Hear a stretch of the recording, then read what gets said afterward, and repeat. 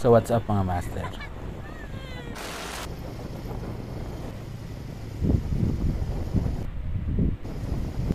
So ayun nga no mga master. So today's video, pupunta tayo ng Patar.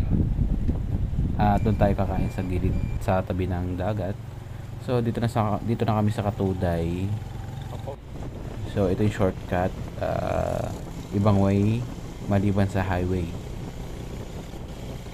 So ayan, malapit na tayo mga master. Ito before, itong kalsada na to, off-road to at napakalubak. Yung mga bato halos di mo kayang gulungan ng gulong ng motor mo dahil nga baka matumba ka. So yan, ngayon ito after ilang years, siguro may 2 years na bago na semento lahat ito, diretso hanggang dun sa baba sa Patar White Beach. So ayan, maraming riders na dumaraan dito, lalo na pag Holy Week, mga weekends, mga namamasyal. So ito, malapit na tayo sa Parola. Dito sa Parola na to, off-road pa to dati, puros bato-bato yan, yung kalsada na yan. Dito, itong way na to, hindi kami pupunta mismo dun sa ubog na tinatawag. Pupunta kami dun sa tabi ng school dahil tahimik doon, walang masyadong tao at medyo mababa yung tubig. Kakain lang kami doon at mag-aaliw-aliw, tatanggal ang stress. So itong way na to, malawak to, itong way na to papunta ng Bulinaw. So maraming resort,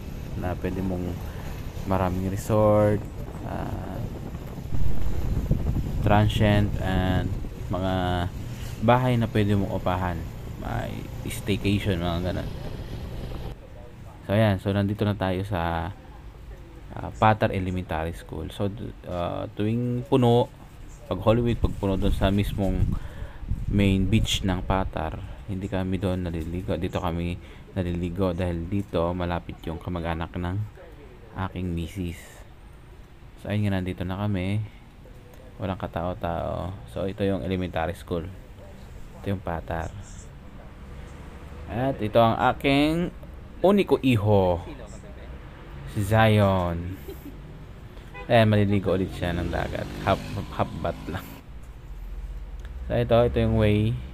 So makikita nyo, dinig na dinig yung lakas ng alon. Pero ano siya, mga master, mababa yung tubig ngayon. Ang tawag sa amin dyan is karang. Yung mabato siya, mababa yung low tide siya. So pag gabi nagiging high tide, pero pag sa umaga low tide. Dito tahimik, wala masyadong tao, pero maraming resort dito, marami din pumupunta dito pagka mga mahal na araw. So nyo makikita, lumalabas yung mga rock formation, mga bato-bato niya, and then yung mga alon malalakas pa rin. Ayan, puting-puti guys yung yung buhangin. Ayun, sumunod na nga sila. Ayan, si Mrs. at ang kanyang kapatid at ang Zion. So ayan, maglalatag lang kami mga master ng sapin namin at dito kami kakain. So kung kitang-kita nyo, medyo tanghali na. Dito lang kami kakain mga master. Then after kumain, mga aliw-aliw ng kaunti at uuwi na.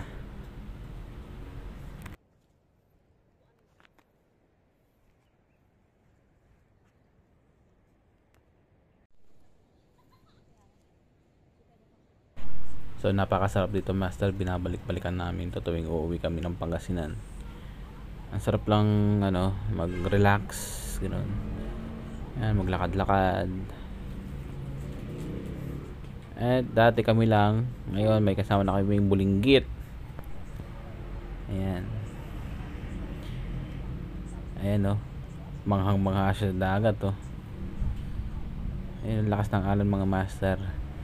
Kung may surfboard nga dito, pwede kang mag surfboard dito, pero delikado sa port na yan mga master, nang hihigop yan, malakas yung current dun mga master. So ito nga yung aming kakainin, itlog maalat, sinangag, daing, talong at gulay.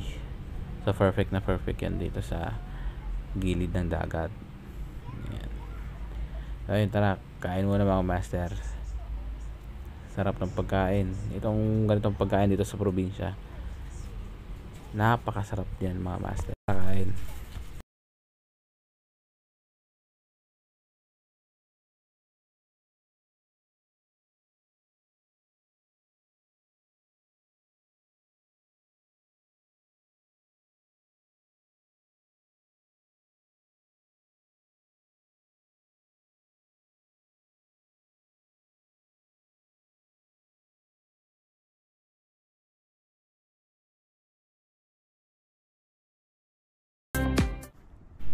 At so ayun na nga, no, pagkatapos kumain, itong isa nagkakalkal ng shell na maliliit. Ang tawag dyan sa amin sa probinsya is bukawir. So dyan niya pinaglihi yung anak kong lalaki.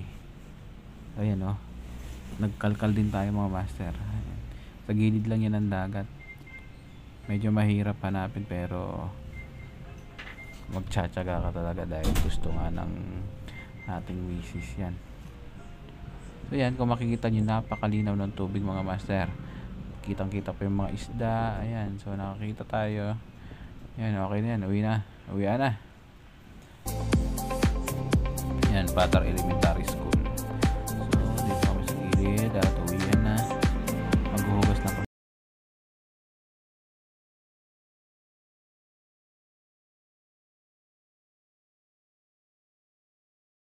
Dito mga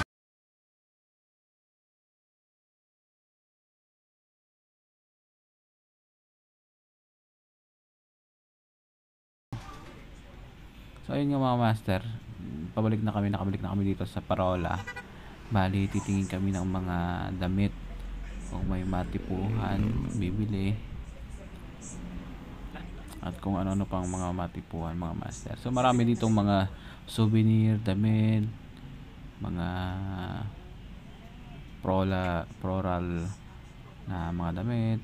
Pwede pambata, pambabae, panlalaki. So ayan mga master, marami kayong magpipilian sa halagang nasa 250 to 300 pesos mga master. At yung mga master, ito kung pupunta kayo ng Patar mga master, andito yung tito ko na nagbebenta ng scramble. So para mauibsan yung uhaw ninyo mga master, bili na kayo dito kay Romy's Pinoy Special Scramble. Dito lang yan sa tabi ng Parola mga master. So ayan, tara, hanap muna tayo ng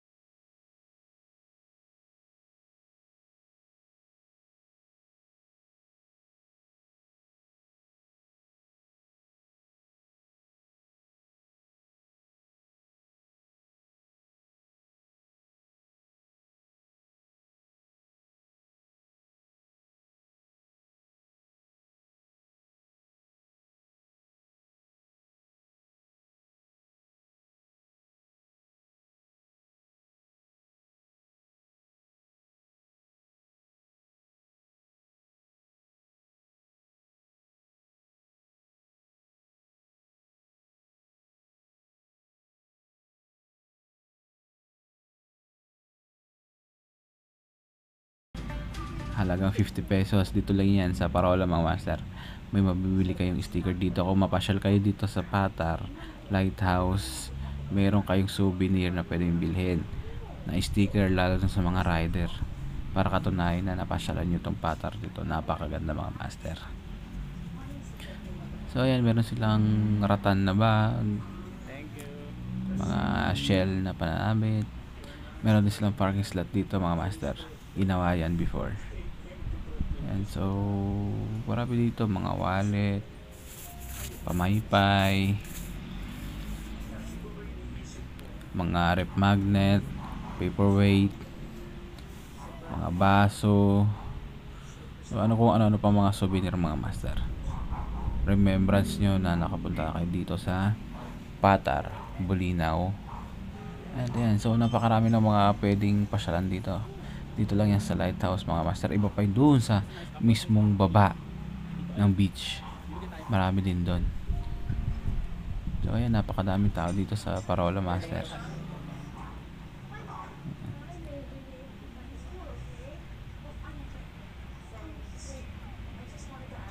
So ayun, babalik tayo dito sa tito ko nagbebenta ng scramble. So maraming bumibili, yung timplada niya naubos na din, gumagawa siya ulit mga master, dahil napakasarap nga ng kanyang scramble. So family business yan,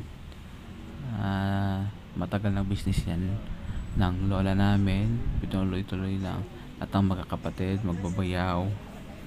So yan yung pinaka business ng family namin nung araw hanggang ngayon.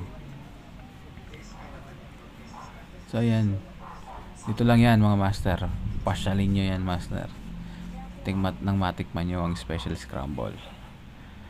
So ayan, dito lang yung malapit sa mga nagtitinda ng damit, halos tapat na ng Parola mga master. Dyan lang ang lugar niya, dyan lang yung pwesto niya.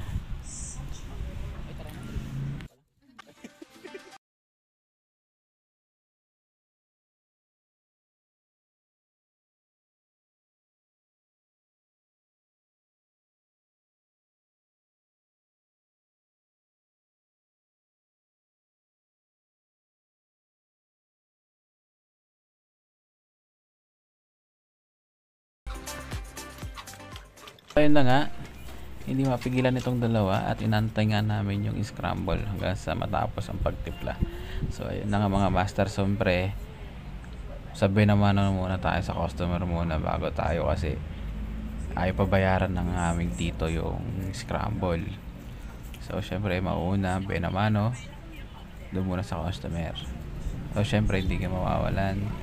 Yan, tuwa yung baby kahit di nakakain. So ayun, tara, uwi na mga master. At so ayun mga master, ubos na nga at nasa bahay na rin kami. Hanggang dito na lang yung video natin mga master. Hanggang sa susunod, ride safe. Tara.